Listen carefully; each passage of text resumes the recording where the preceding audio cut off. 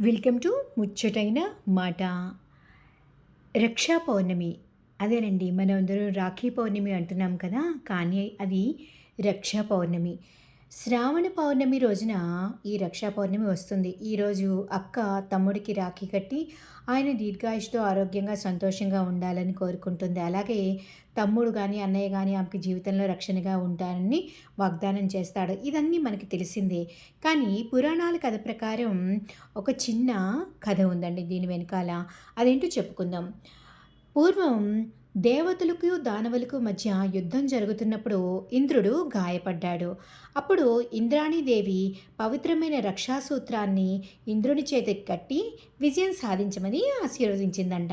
ఆ రక్షాసూత్రం వల్ల ఇంద్రుడు విజయం సాధించాడు. అప్పటి నుంచి ఈ రోజున మనం రక్షా పౌర్ణమిగా జరుపుకుంటాము.